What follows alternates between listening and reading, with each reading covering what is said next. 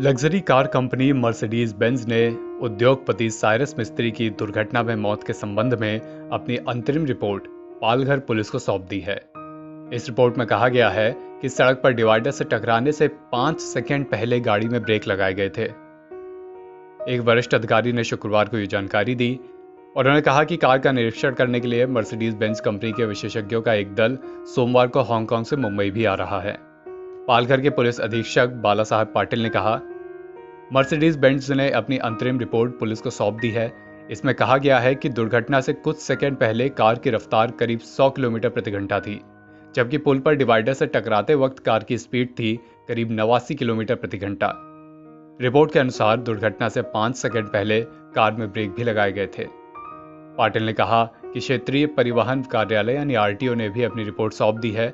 इसमें उल्लेख किया गया है कि दुर्घटना के बाद कार में 4 एयरबैग खुले थे, उनमें से 3 ड्राइवर की सीट पर और 1 बगल की सीट पर खुला था। उन्होंने कहा, कार की जांच के लिए मर्सिडीज बेंज के विशेषज्ञों का एक दल 12 सितंबर को हांगकांग से मुंबई आ रहा है। इसके बाद इस मामले में और क्लियरिटी सामने आ सकती है। उन्होंने कहा कि मर्सिडीज बेंज के विशेषज्ञों का दल आने तक कार को थाड़े के ही हीरानंदानी में मर्सिडीज के शोरूम में रखा जाएगा और निरीक्षण के बाद कार कंपनी अपनी अंतिम रिपोर्ट देगी। मुंबई के पास पालघर में रविवार को हुए एक्सीडेंट में टाटा सन्स के पूर्व अध्यक्ष साइरस मिस्त्री की मौत हो गई थी। जिस मर्सिडीज कार एक्सीडेंट में साइरस मिस्त्री और एक अन्य की मौत हुई, ये कार मुंबई की एक जानी मानी स्त्री रोग विशेषज्ञ डॉक्टर अनाहिता पंडोले चला रही थी। प्रारंभिक जानकारी से पता चला है कि कार काफी तेज रफ्तार में थी और चालक ने गलत दिशा से एक दूसरी गाड़ी से आगे निकलने की कोशिश की, यानी कथित तौर पर उन्होंने लेफ्ट से ओवरटेक करने की कोशिश की। अनीता के पति डेरियस पंडोले बच गए, वहीं मिस्त्री और डेरियस के भाई जहांगीर पंडोले ये दोनों बैक सीट पर थे और दोनों ही नहीं बच सके, दोनों की मौत हो गई। मिस्त्री और जहांगीर पिछली सीट पर बैठे थे, वहीं डेरियस और अनाहिता फ्रंट सीट पर थे। अनाहिता ड्राइव कर रही थी और उनके बगल में उनके पति डेरियस थे। इन दोनों को गंभीर चोटें आई हैं, लेकिन दोनों की जान बच गई।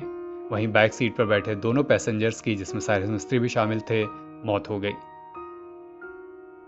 इस हादसे के बाद लगातार ये बात उठ रही है कि बैक सीट पर बैठे पैसेंजर्स के लिए भी सीट बेल्ट अनिवार्य होनी चाहिए। इस पूरे मामले में परिवहन मंत्री नितिन गडकरी ने भी स्पष्ट कर दिया है कि ऐसे नियम जल्द लाए जाएंगे कि बैक सीट पर बैठे पैसेंजर्स के लिए भी सीट बेल्ट तो अनिवार्य रहे ही, साथ ही जो बजर सीट बेल्ट ना पहनने पर फ्रंट सीट पैसेंजर के लिए बजता है, वैसा ही बजर तब भी बजे अगर बैक सीट पर बैठे पैसेंजर सीट बेल्ट नहीं पहने हैं। एनबीटी ऑनलाइन की रिपोर्ट।